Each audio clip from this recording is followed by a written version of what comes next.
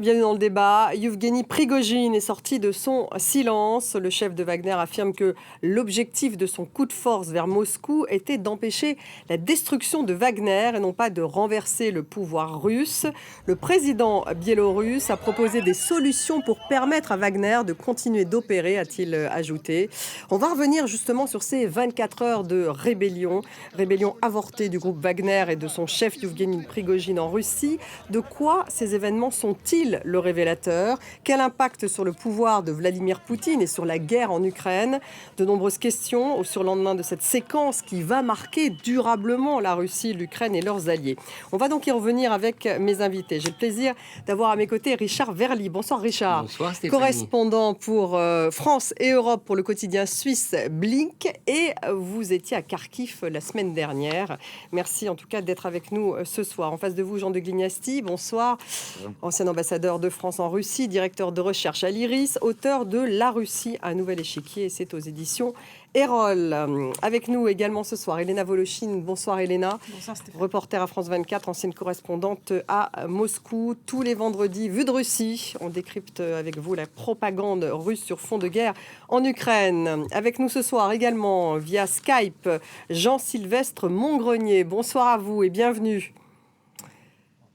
Directeur de recherche à l'Institut Thomas More, spécialiste des questions de défense. Votre dernier livre, Le monde vu de Moscou, dictionnaire géopolitique de la Russie et de l'Eurasie post-soviétique. Ça, c'est au PUF. Et puis, vous êtes auteur également de Géopolitique de la Russie.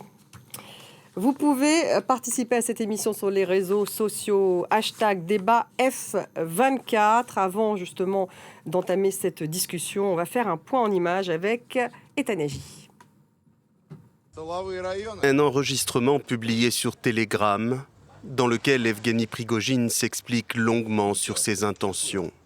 Le chef de la milice Wagner affirme notamment qu'il n'envisageait pas de renverser le pouvoir russe après son coup d'éclat à Rostov dans la nuit de vendredi à samedi.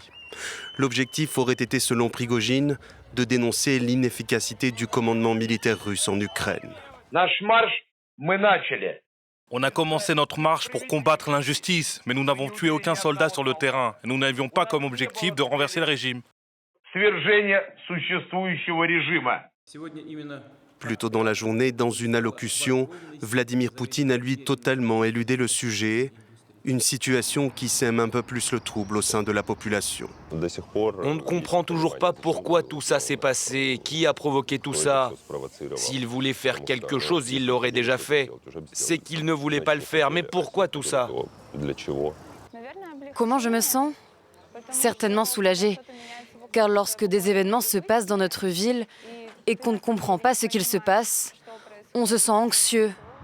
La propagande, elle, montre uniquement ceux qui expriment un soutien indéfectible à Vladimir Poutine, comme dans ce reportage de la première chaîne étatique russe.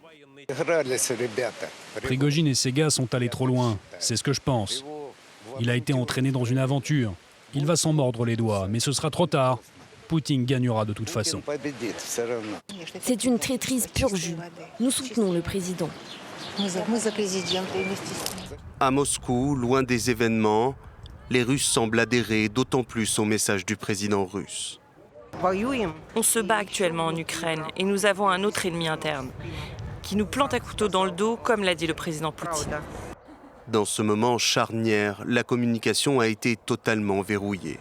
Les chaînes de télévision russes diffusent des communiqués officiels et des images du ministre de la Défense Shoigu sans aucun son. Oui, certaines réactions de la population russe que vous venez de voir font partie justement de ces communiqués officiels de la télévision russe. Richard Verly, est-ce qu'on est dans un coup d'État, une tentative de coup d'État de Prigojine contre Poutine? Aujourd'hui, donc, il dit que c'est un coup de force, mais que c'était pour empêcher la destruction de Wagner et non pas renverser le pouvoir russe. Si l'on écoute ce que dit aujourd'hui Evgeny Prigojine, non, ce n'était pas un coup d'État, puisque toute son allocution vise justement à dire qu'il n'était pas un traître, qu'il n'en voulait pas au pouvoir en place à Moscou, mais qu'il cherchait à travers cette action des garanties pour son groupe Wagner, qui, rappelons-le, le 1er juillet, doit intégrer l'armée régulière russe. Donc il ne cite dans cette intervention d'aujourd'hui pas nommément ni le ministre de la Défense, ni le chef d'état-major, qui sont ses deux ennemis jurés en quelque sorte.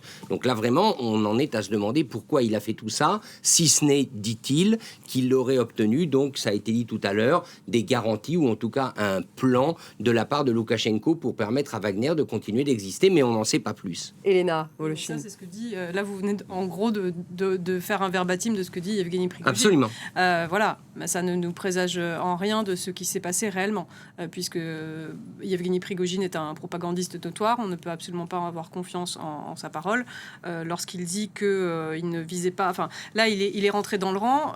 Si vous vous souvenez de ce qu'il disait juste avant de marcher sur Moscou dans une allocation qui avait l'air autrement plus sincère que celle aujourd'hui, qui était quand même réglée comme du papier à musique et qui avait l'air d'être quelque chose de lu presque dans le ton. Il avait fustigé le FSB, le clan des oligarques, évidemment. Alors il disait, voilà, je vise Shoigu et Gerasimov. Mais enfin, ce que je veux dire par là, c'est que juste, il faut faire très attention à ce qu'il dit. Il y a des éléments qui nous permettent aujourd'hui de dire qu'au moins certains, et d'affirmer que certains éléments de cette allocution sont factuellement faux. On ne peut pas vraiment dire davantage à l'heure actuelle, mais vraiment, il faut faire très très attention. Et vous diriez plutôt coup d'État, enfin plutôt tentative de coup d'État, vous diriez. Moi, je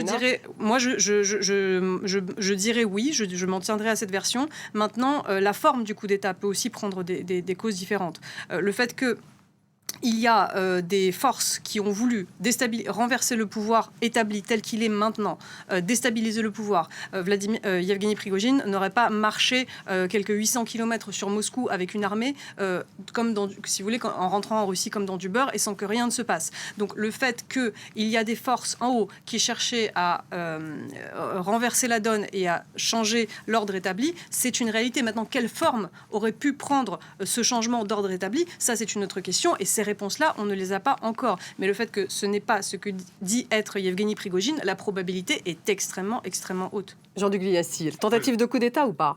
Moi, je suis assez d'accord avec ce qui vient d'être dit. Je pense que si, comme il l'espérait, Prigogine avait obtenu le ralliement des soldats et de la population à vaste échelle, il aurait eu des ambitions. Il a tenté le coup. Alors, qu'il veuille sauver, qu'il ait voulu sauver Wagner, oui, mais je pense que il avait à la fois du répondant au Kremlin et ailleurs, et la suite le dira, et il espérait que les troupes et les populations se rallient plus qu'ils ne l'ont fait.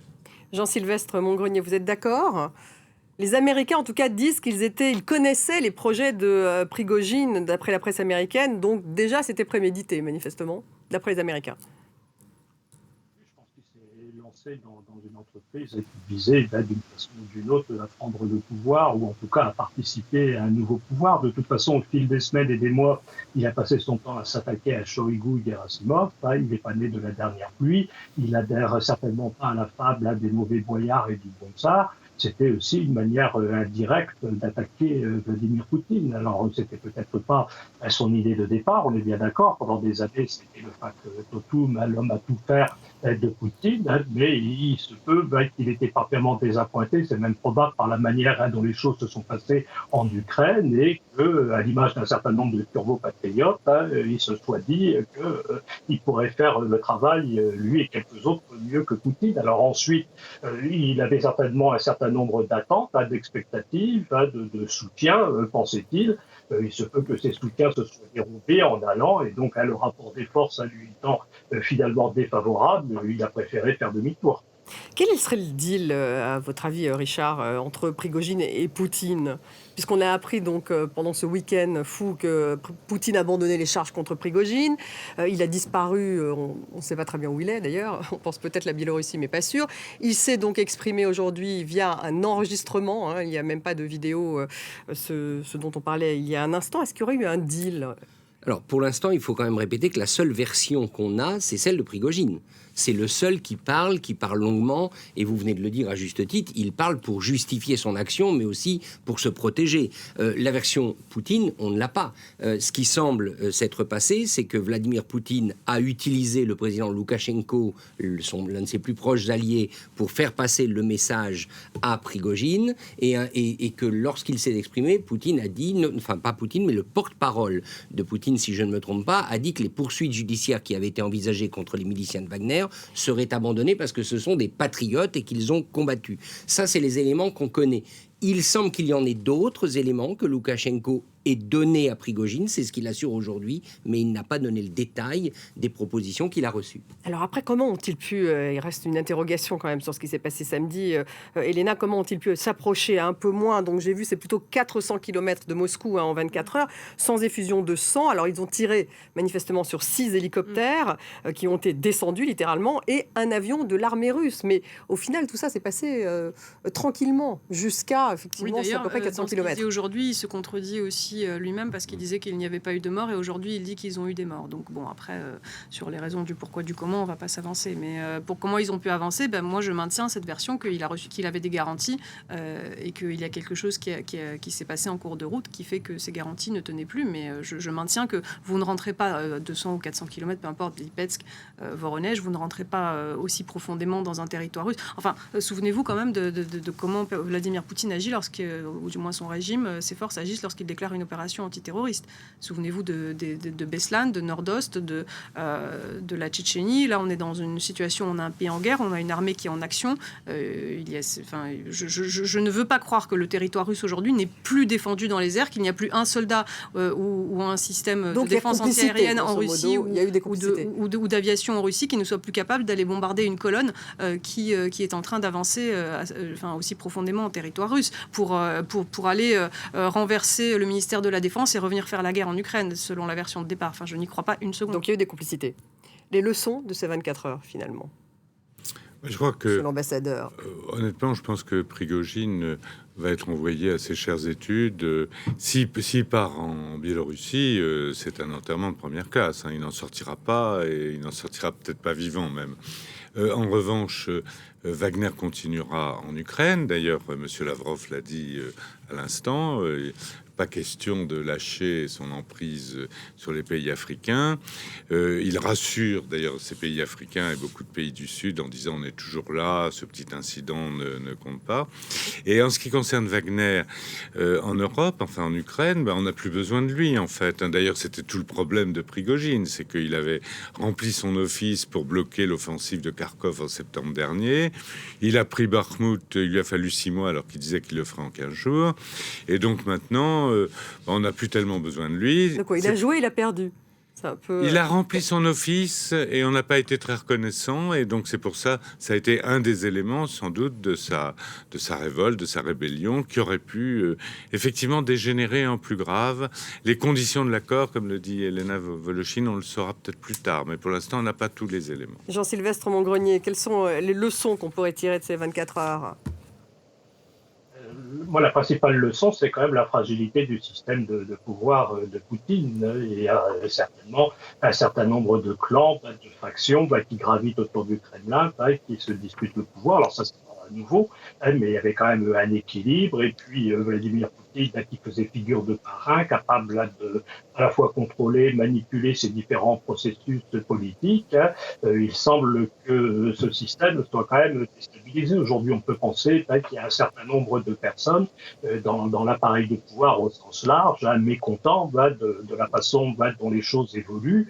Certains peut-être pour des raisons économiques. Là, je pense à un certain nombre d'oligarques qui se sont vus privés d'une partie de leur patrimoine. Et puis on a ce qu'on appelle des siloviki, des hommes issus des structures de force, de sécurité, qui doivent être mécontents de voir ainsi exposer la faiblesse de la Russie, sans doute son potentiel de puissance particulièrement endommagé, et puis qui se positionne déjà dans l'après-Poutine. Comment préserver le poutinisme au sens de système de pouvoir, vertical de pouvoir, sans Poutine.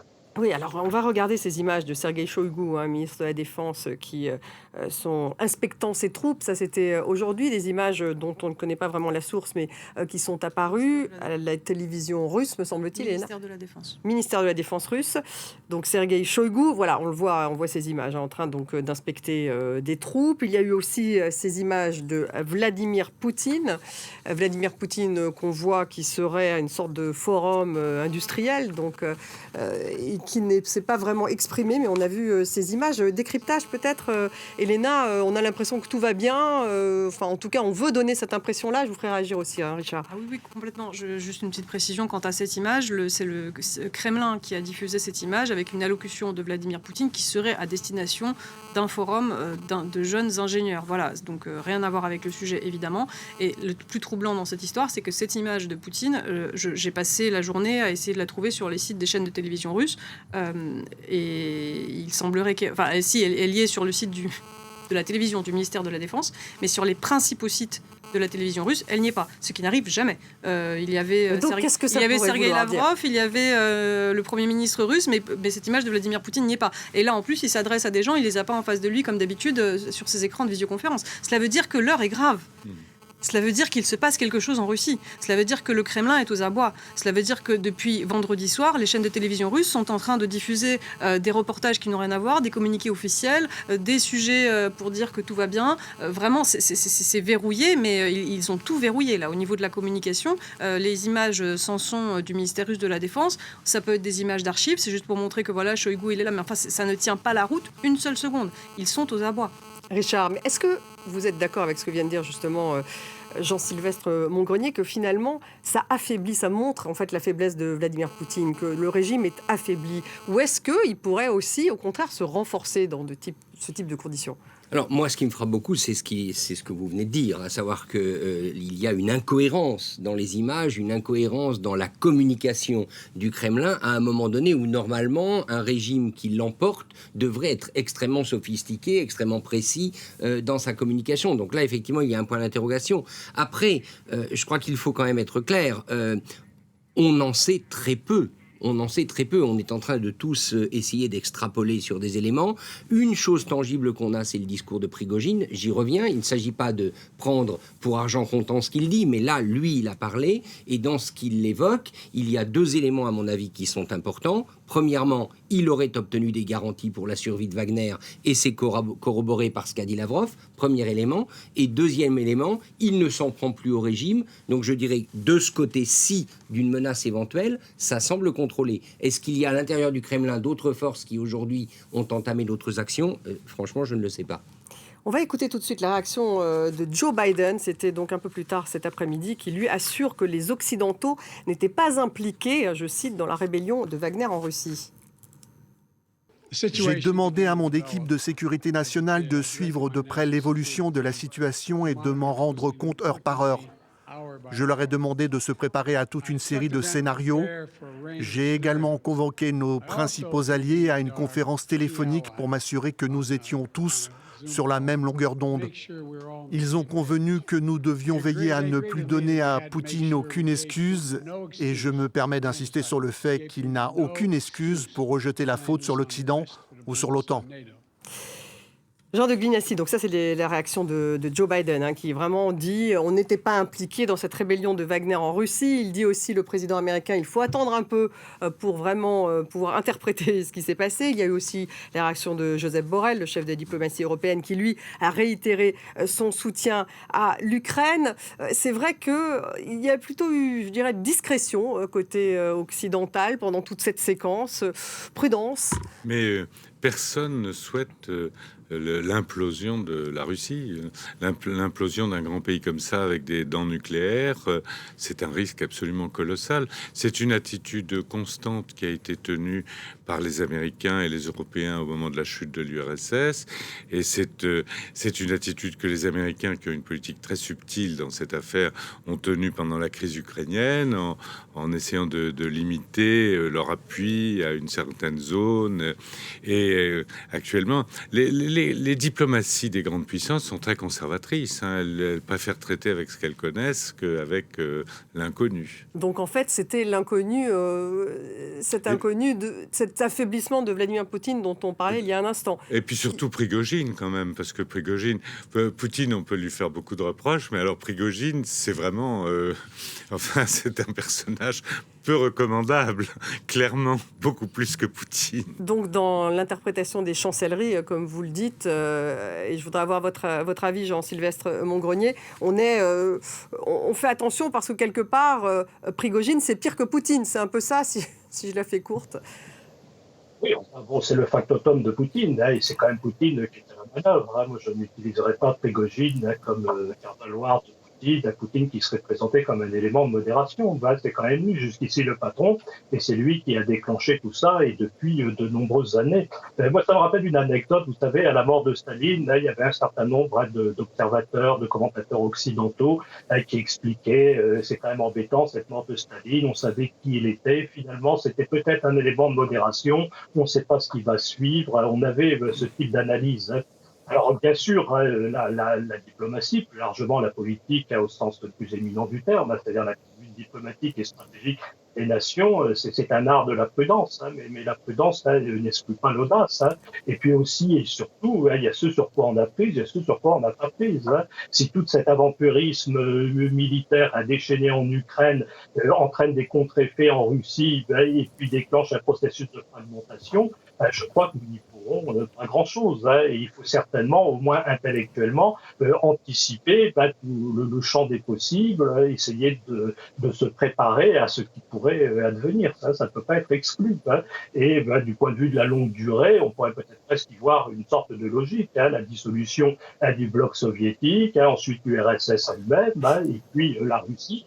Finalement, c'est un grand empire qui s'est constitué au fil des siècles et puis qui, dans les grandes lignes, a réussi à se maintenir. Mais le fait est qu'il y a beaucoup de forces centrifuges à l'intérieur de la Russie qui pourraient être activées par cette erreur stratégique majeure que Poutine a commise, avec des conséquences géopolitiques qu'il ne soupçonnait certainement pas au départ. Richard, et d'ailleurs, le patron de l'OTAN, Jens Stoltenberg, lui dit que ça montre que finalement cette guerre en Ukraine est bien une erreur. Donc en tout cas, ça montre ces dissensions au sein du pouvoir russe. Donc ça ne va peut-être pas jusqu'au bout de faire de la fin de Vladimir Poutine, mais il y a bel et bien des dissensions au sein du pouvoir russe. Ce qui est certain, c'est que c'est une période extrêmement délicate, parce que ces dissensions, encore une fois, s'il y en a, et lesquelles, ça peut-être qu'on l'apprendra dans les jours prochains, mais elles interviennent à un moment donné où les troupes russes sont sous pression d'une contre-offensive ukrainienne, et il est très probable quand même, on l'a vu, le président Zelensky était à l'avant-garde aujourd'hui, il était avec ses troupes, il va évidemment tenter de galvaniser ses troupes sur le thème, le pouvoir russe se le disloque, c'est le moment d'y aller. Dans 2 semaines, il y aura le sommet de l'OTAN à la mi-juillet à Vilnius en Lituanie, donc clairement on peut dire que la coalition anti-Russie, la coalition pro-Ukraine, va essayer, même si effectivement il y a la peur d'une dislocation du pouvoir en Russie, mais sur le front ukrainien, on peut quand même s'attendre à une poussée. C'est le moment de le faire.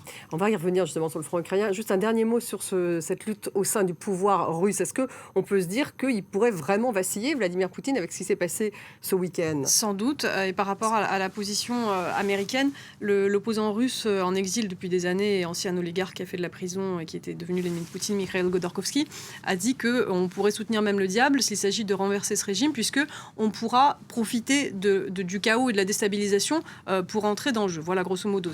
On y croit moyennement, mais en tout cas, sa position à lui, je termine. Sa position à lui, sa conviction, c'est celle-là. Et monsieur l'ambassadeur, je revais un instant mes habits de journaliste. Vous dites que les Américains ne veulent pas l'implosion de la Russie, et donc vous pensez qu'eux, ils ne pourraient pas être favorables à quelque scénario que ce soit pour renverser Vladimir Poutine qui a attaqué l'Ukraine alors qu'ils soutiennent l'Ukraine pour ramener la paix en Europe. Biden a dit souvent qu'il était contre le régime change, mais un régime change parce qu'il ne veut pas prendre de risques dans ce domaine. Mais c'est clair que s'il y avait un autre interlocuteur, ça serait meilleur pour eux, à condition que ce soit le bon. Alors c'est qui le bon, justement ? Parce qu'il y a le bon et le mauvais ? Enfin, ce qui est sûr, c'est que pour l'instant, il y en a un, et on ne sait pas si le suivant sera pire ou meilleur. Khodorkovsky a soutenu Prigojine, ce que j'ai dit. Alors, il a dit ça. C'est effectivement incroyable, parce que c'est pas du tout la même famille politique. Donc, ça veut dire que c'est quand même un peu n'importe quoi. Khodorkovsky, l'un des opposants très sérieux à Vladimir Poutine, qui est en exil, je précise pour le téléspectateur. De Poutine. De Patrushev. Voilà. Mais est-ce que vous pensez qu'il pourrait être... Patrushev, on a dit, et je ne le savais pas, qu'il était contre la guerre au départ, mais qu'il ne l'a pas dit. Il y a des rumeurs. On sait très bien que Naryshkin, Naryshkin, le chef des services de renseignement extérieur, SVF, était manifestement contre la guerre. Donc il y a des tensions très fortes. Il y a des tensions au sein de la garde rapprochée de Poutine. Au profit de qui ça va jouer ? Personne ne le sait. C'est ça, au profit de qui ? Et finalement, il n'avait pas fait le ménage auparavant. On dit aussi, que pour aller dans ce sens, que Vladimir Poutine a été très mal renseigné au début de la guerre pour lancer cette opération. Enfin, même là, on pousse vraiment très très loin, si vous voulez, les hypothèses. Mais c'est vrai que l'allégeance à la guerre et au déclenchement de la guerre pose des... Est-ce que ça veut dire qu'il va, par exemple, changer de ministre de la Défense Alors ça, parce que Shoigu, on dit qu'il est sur la sellette depuis un moment. Est-ce qu'il va changer de chef d'état-major? Tous les scénarios sont possibles. Il va y avoir des règlements de compte, enfin en douceur, on verra pas. Mais ceux qui n'ont pas soutenu directement Poutine dans cette affaire, Sourovikine a sauvé sa tête. Dès les premiers jours, il a dit, alors que c'est un ami de Prigojine, qu'il fallait soutenir Poutine. Donc lui, il a sauvé sa tête. Mais il y en a d'autres qui ont été moins catégoriques. Donc il va y avoir... Et en fait, je pense... Il va y avoir du mouvement aussi. Il va y avoir du mouvement. Et le silence... Les purges silencieuses. Les purges silencieuses. Voilà. Et ça cache, évidemment, on fait les comptes, là. Oui. Une chose peut-être sur Prigojine, qui bien évidemment semble en position d'extrême faiblesse en ce moment, mais il y a un peu deux scénarios pour lui. Soit Poutine va chercher à l'éliminer, d'abord à le neutraliser, ce qui semble être le cas, puis à l'éliminer, soit il peut le garder. Il peut décider de le garder sous sa coupe en Biélorussie, parce que, je dirais, un fou de guerre comme Prigojine, ça peut toujours être utile contre d'autres opposants. Oui, en Biélorussie ou ailleurs. En Biélorussie ou ailleurs. D'ailleurs. Oui. Qui peut être utile. La Biélorussie, bon, il peut redevenir utile à un moment donné. Voilà, le trou noir où il est censé disparaître, mais il peut être n'importe où. Moi, je suis pas totalement sûr. Je suis plus pessimiste pour Prigojine. Et si j'étais à sa place, je serais assez pessimiste. Parce que, en fait, Wagner peut très bien marcher sans Prigojine. C'est Outkin, le commandant militaire. Il y a des gestionnaires. Donc, en fait, actuellement, Prigojine, sa force, c'est les médias. Et c'est justement celle qui gêne et qui embête tout le monde. Donc, moi... et en plus, il a été accusé de trahison. Il a manqué au chef. Il a trahi un ami. Oula, moi, je me méfierais si j'étais à sa place. Je voudrais vous faire réagir, Jean-Sylvestre Montgrenier, parce que vous n'êtes pas avec nous. Mais justement, une réaction sur est-ce qu'il risque d'y avoir du mouvement autour de la garde rapprochée de Vladimir Poutine? Et quid de l'avenir de Prigojine? Oui, de toute façon, c'est pas encore très clair pour l'instant. Sur l'avenir de Prigojine et de Wagner, on n'a pas bien compris si c'était dissous, si c'était maintenu. Là, je ne vois pas comment on pourrait à la fois dissoudre Wagner, et c'est ce qu'a dit Prigojine à partir du 1er juillet, et puis maintenir l'activité de Wagner en Afrique. Par ailleurs, je ne pense pas que les individus, les personnalités sont interchangeables. Là, sur le papier, on peut dire, bon, on en mettra un autre à la place, ça fonctionnera de la même manière. Je ne suis pas forcément sûr. Le fait est que chez Prigojine, il y avait une dimension chef de guerre, patron, une dimension charismatique à certains égards, qu'à l'intérieur même de la Russie, il semblait pouvoir capitaliser sur le ressentiment d'une partie de la population. Et on sait que l'envie, le ressentiment, au moins depuis Nietzsche, on sait que c'est un moteur puissant. Je suis pas sûr que Wagner soit aussi efficace si on mettait un autre homme à sa place.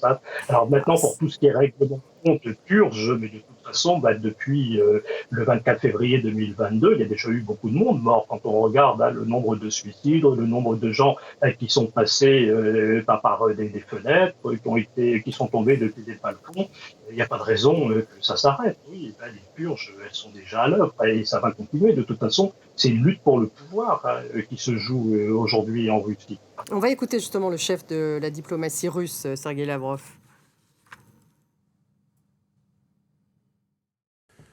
La République centrafricaine est l'un des pays, avec le Mali, dont le gouvernement a formellement sollicité Wagner au moment où les Français et d'autres Européens les ont abandonnés. Ils ont également réduit la présence de leurs contingents antiterroristes et fermé les bases militaires destinées à renforcer la lutte contre le terrorisme. Elena, alors on quitte effectivement l'Ukraine, mais c'est intéressant parce que dans le discours de Sergueï Lavrov aujourd'hui, c'est grosso modo de dire que finalement les forces de Wagner résisteront sans lui. C'est un peu ça le message. Ce qui est quand même intéressant. Oui, non, parce mais que quelque part... De toute façon, oui, Evgeny Prigojine a été déclaré encore une fois ennemi numéro 1, traître. Enfin, après les mots prononcés, si vous voulez, par Vladimir Poutine, c'est clair qu'aujourd'hui, la propagande russe le compare à l'indépendantiste tchétchène Shamil Bassayev, à Djokhar Dudaev, le tchétchène rebelle. Enfin, je veux dire, c'est devenu la tête à abattre, la bête noire, et on laisse une porte de sortie effectivement au Wagner pour reprendre sous contrôle cette force combattante qui alors ce serait intéressant de voir ce qui se passe sur le front en Ukraine, mais pour jauger justement de leur importance ou non sur la ligne de front aujourd'hui, mais qui jusqu'à présent a joué un rôle crucial dans cette guerre, qui est devenue une armée parallèle. Donc évidemment, il y a aussi des tentatives de leur tendre. C'est ça. Donc, Richard, est-ce que armée parallèle, il pourrait le rester avec un nouveau contrat peut-être directement avec Moscou sans Prigojine? Ce qui est difficile à dire dans ces groupes paramilitaires, même si... Parce qu'il y en a plusieurs, il n'y a pas seulement que Wagner. Les pays évoqués, le Mali, la Centrafrique, sont très loin de la Biélorussie. Donc si Prigojine devait rester en Biélorussie, et si en plus il devait y être d'une manière ou d'une autre en résidence surveillée, on voit mal comment il pourrait diriger les opérations de Wagner en Afrique. Mais néanmoins, je pense qu'il y a deux éléments quand même. Dans ces groupes paramilitaires, le lien direct, le lien personnel avec le chef, c'est quelque chose de très important. Or, de facto, médiatiquement parlant, politiquement parlant, l'homme qui parlait au nom de Wagner, c'était Prigojine. Et donc, un certain nombre de miliciens ont Prigojine pour chef. Ça ne veut pas dire qu'ils ne peuvent pas l'abandonner, mais pour le moment, c'est comme ça. L'argent n'est pas plus important. L'argent est évidemment peut-être plus important, mais il faut les deux quand même. Il faut que ces groupes se reconnaissent dans quelqu'un. Et l'autre chose, c'est que Lavrov semble partir du principe, le ministre des Affaires étrangères russe, que de toute manière, Wagner va continuer d'opérer de la même manière dans les pays en question. C'est le message. Les gouvernements peuvent peut-être se poser des questions. Est-ce que Wagner est tout aussi fiable aujourd'hui qu'il ne l'était hier? De toute manière, ce genre de situation, on se pose toujours des questions, et qui dit question, c'est pas bon pour ce type de business. Je rappelle quand même que Wagner, ce sont des mercenaires, et que là, Prigojine a montré qu'il avait tenté de se... 25 000, c'est ça, quand on Prigojine a montré qu'il avait tenté de se rebeller. Donc les gouvernements qui emploient Wagner vont peut-être se poser la question, est-ce que demain, les miliciens qui sont chez nous vont pas se rebeller contre nous? Jean de Glias, si je vous fais réagir ensuite... sur justement cette autonomie ou pas des mercenaires, des 25 000 hommes dont on parle, et de leur chef. Le théâtre africain doit être complètement séparé du théâtre européen. Sur le théâtre africain, chaque unité de Wagner est quasiment une usine autonome, une entité autonome. Elle tire son argent, elle en paye peut-être une partie à Prigojine. Donc ce sont des systèmes qui fonctionnent. Et la base du système en Afrique, c'est la protection personnelle du pouvoir en place. C'est très difficile d'en changer. Donc... je pense qu'effectivement, en Afrique, comme le dit Lavrov lui-même, le système continuera. En Europe, c'est tout à fait... En Europe, c'est différent. Parce que, d'abord, les mercenaires de Wagner sont payés 2 fois plus qu'un soldat normal dans l'armée. Donc, le fait de signer un contrat, c'est pas forcément très alléchant. Ensuite, parce que on ne laissera pas Prigojine faire ce qu'il a fait jusqu'à présent et qui était profondément gênant pour le pouvoir, c'est-à-dire endosser le rôle du chef charismatique avec des ambitions politiques, avec des critiques contre le pouvoir. Ça, c'est fini. Et donc... à ce moment-là, qui y aura-t-il pour Wagner?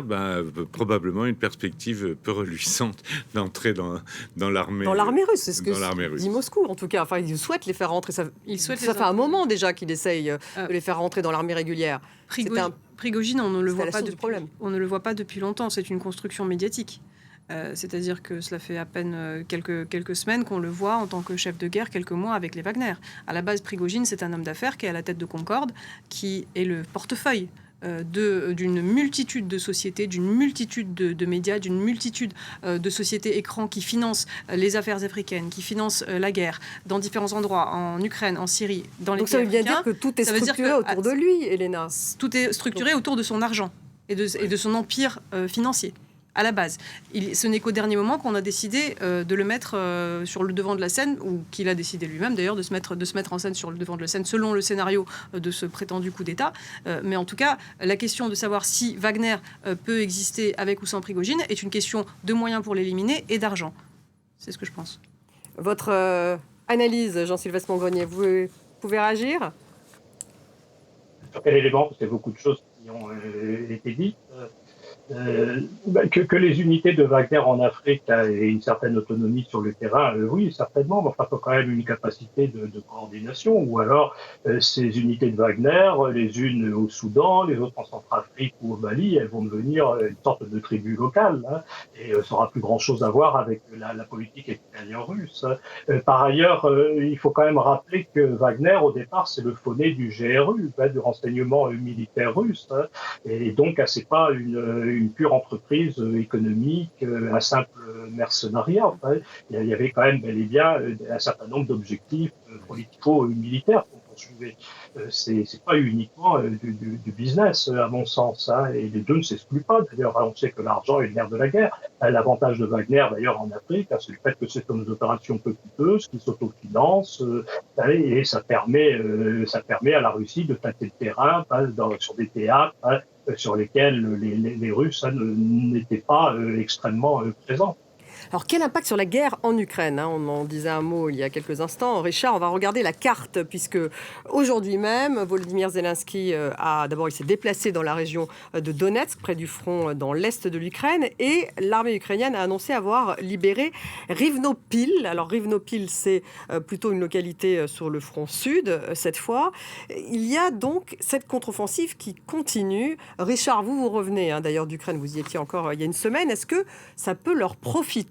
C'est en tout cas le discours qu'ils tiennent, les Ukrainiens. Oui, et d'un point de vue de la motivation, du moral des troupes, et c'est important dans les conditions actuelles. Vous savez qu'on dit beaucoup, en tout cas moi c'est ce que l'on m'a dit lorsque j'étais sur place, les Russes sont beaucoup mieux retranchés qu'ils ne l'étaient à l'automne 2022. Ils s'étaient préparés à cette contre-offensive.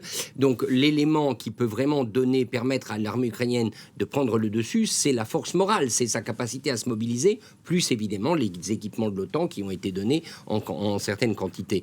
Je crois que oui, ça peut avoir un effet, et d'ailleurs Volodymyr Zelensky l'a bien compris. Un autre élément, c'est qu'on ne sait pas, mais les soldats russes parlent entre eux. Les soldats russes, quand même, à la base, le soldat russe qui est en train de recevoir les obus ukrainiens, et je peux vous dire que ces derniers temps, ça tirait beaucoup du côté ukrainien, il est sous les bombes, il est sous les obus, et il ne sait pas ce qui se passe à Moscou. Avouez que c'est pas la meilleure des configurations pour résister et pour s'opposer à une contre-offensive. Donc oui, il est clair qu'il y a une opportunité. Maintenant, les Russes ont aussi miné des terrains, ont mis en place des défenses. Il n'y a pas que les hommes sur ce genre de terrain qui font la différence, il y a aussi le matériel. Mais s'il y a une coïncidence entre matériel occidental performant et morale des troupes ukrainiennes face à des troupes russes, disons, démoralisées, là, ça pourrait produire des résultats. Elena, ça leur a boosté le moral, peut-être, en tout cas, au moins oui, ça. Oui, mais vous avez tout dit. Enfin, je veux dire, lorsque la tête vacille, que font les gens dans des tranchées qui sont déjà pas très motivés? Là, je dirais pas mieux. C'est clair que la situation, là, elle est des motivations du côté des Russes, que ce soit en Russie ou sur le front. Alors, moi, je suis tout à fait d'accord avec ça. Il faut que l'arrière tienne pour que les soldats se battent, et l'arrière, là, ne tient pas. Petite nuance quand même, c'est que j'ai été très frappé que pendant tous ces événements, personne n'a remis en cause l'idée qu'il fallait se battre en Ukraine, etc. Prigojine a fait une déclaration au début. Il a fait une déclaration au début en disant on n'a rien obtenu et lancer la guerre. Lancer la guerre sur cette base-là, dénazification, etc., était une absurdité. Il l'a dit une fois. Il l'a dit samedi. Mais pendant tout le coup d'État, si on peut dire, la rébellion, le thème, c'était on ne va pas tirer dans le dos, on est en guerre avec l'Ukraine, et ça a été un thème majeur pour éviter le choc entre l'armée régulière et la rébellion. Et à aucun moment, la nécessité de la guerre en Ukraine n'a été remise en cause pendant cette période. Malgré ce moment où il a quand même remis en question, en tout cas, les buts de guerre. Hein, c'était ça. Il a remis en question deux choses. Il a remis en question question le mythe de la dénazification de l'Ukraine, c'est-à-dire les causes pour lesquelles la guerre a démarré. Il a dit que cette guerre avait été lancée parce qu'un général, c'est-à-dire Shoigu, voulait une étoile de plus et le clan des oligarques voulait en gros s'enrichir. Enfin voilà, il n'a pas dit ça comme ça d'ailleurs. C'est une question d'idéologie. Mais en tout cas, il a dit voilà, ce sont les oligarques et le général qui ont lancé la guerre. Il a remis en cause la guerre, mais il a aussi dit qu'une fois qu'on aura terminé à Moscou, on va revenir sur le front et les Russes ethniques qui habitent en Ukraine, voilà, en gros, on va finir des. Il est quand même allé très loin. Donc c'est pas quelqu'un qui est contre la guerre en Ukraine. Ça, attention, il a un certain discours, mais c'est aussi un partisan de la guerre totale. Enfin, en tout cas, c'est même pas un idéologue en fait. Il fait la guerre si on lui demande, mais il n'est pas contre le principe de la guerre en Ukraine en soi. Si ça lui... On va écouter le porte-parole du ministère chinois tout de même, puisque la Chine est un allié de Vladimir Poutine. On va écouter leur réaction. Cela relève des affaires intérieures de la Russie. En tant que voisin amical et partenaire stratégique global, la Chine soutient la Russie et croit qu'elle peut maintenir la stabilité nationale et parvenir au développement et à la prospérité. La Chine et la Russie entretiennent une communication étroite et de qualité à tous les niveaux. Jean-Sylvestre Montgrenier, bon, clairement, là, les Chinois disent clairement qu'ils continuent à soutenir Vladimir Poutine, enfin la Russie. Oui, je crois de toute façon qu'ils ont de moins en moins le choix, parce que il y a quand même bel et bien une alliance objective. Il y a même, elle n'est pas en raison d'une commune inimitié à l'encontre des États-Unis, de l'Occident en général. Alors c'est une sorte de dos à dos, cette alliance, mais les convergences sont plus fortes que les divergences, même si bien sûr il y en a, mais dans toute alliance, les divergences existent. Alors il est sûr qu'au départ, s'il y avait quelque chose d'établi, c'est que les dirigeants chinois pensaient que ça serait beaucoup plus aisé, beaucoup plus rapide, et au fur et à mesure que le temps s'écoule, qu'ils voient les opérations s'enliser, le fait est que leurs expectatives ne sont plus les mêmes. Alors maintenant, ils doivent considérer de circonspection, les choses telles qu'elles se déroulent à Moscou. Mais bon, là encore, si la Chine, le pouvoir chinois s'inscrit dans la perspective à moyen ou long terme d'une lutte armée, d'une guerre pour reprendre Taïwan, ils auront besoin d'alliés, ils auront besoin aussi d'une sorte d'interland énergétique, minéral avec la Russie. Donc, à mon sens, ils ne peuvent pas se permettre de lâcher, même si il doit y avoir un certain nombre de doutes. Oui, Richard, vous êtes d'accord? Donc on reste auprès de Moscou, c'est ce qu'on signifie publiquement.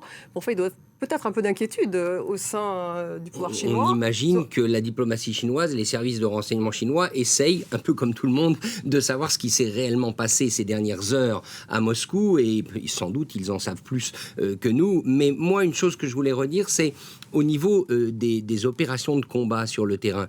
Non seulement il y a la question des morales des troupes, et le moral des troupes ukrainiennes d'un côté et russes de l'autre, mais il y a aussi quand même la question Wagner. Parce que Wagner, c'était pas rien, c'était quand même des milliers d'hommes qui certes ont mis beaucoup plus longtemps à prendre Bakhmout que prévu, mais ils ont finalement obtenu la seule victoire russe sur le terrain depuis le début du conflit. C'était des hommes aguerris, bien armés.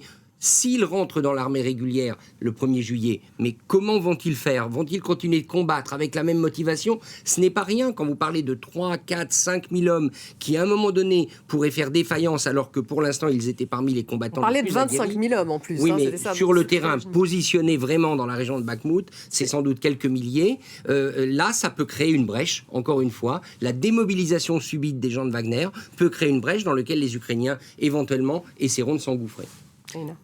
Ce qui se passe avec cette histoire d'intégration des sociétés de mercenaires, des bataillons et tout, après une fois qu'ils ont fini le sale travail, entre guillemets, ça s'est passé localement dans le Donbass, et j'ai connu personnellement un bataillon russe de combattants en 2014, lorsque la Russie a favorisé cette invasion du Donbass. Il y avait des chefs de guerre, il y avait des combattants, et la Russie s'est mise à organiser tout ceci au sein de l'armée officielle de la DNR.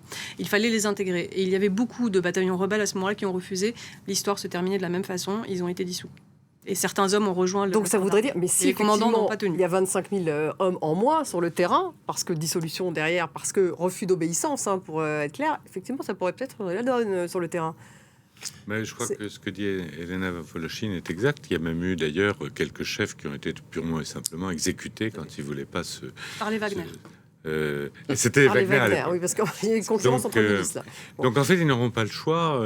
C'est ce que évidemment Prigojine a voulu éviter. Mais il est réintégré dans l'armée et même s'il reste des groupes de miliciens, ils seront sous étroite surveillance et peut-être même encadrés par des officiers russes. C'est comme ça que ça se passait sous les tsars. D'ailleurs, on mettait des officiers russes dans les troupes cosaques pour les tenir. Ça...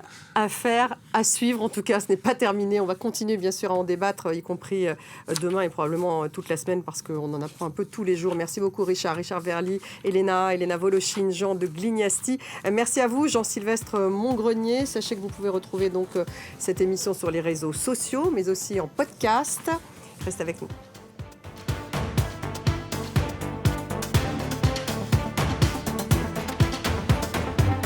C'est l'heure de Politique en partenariat avec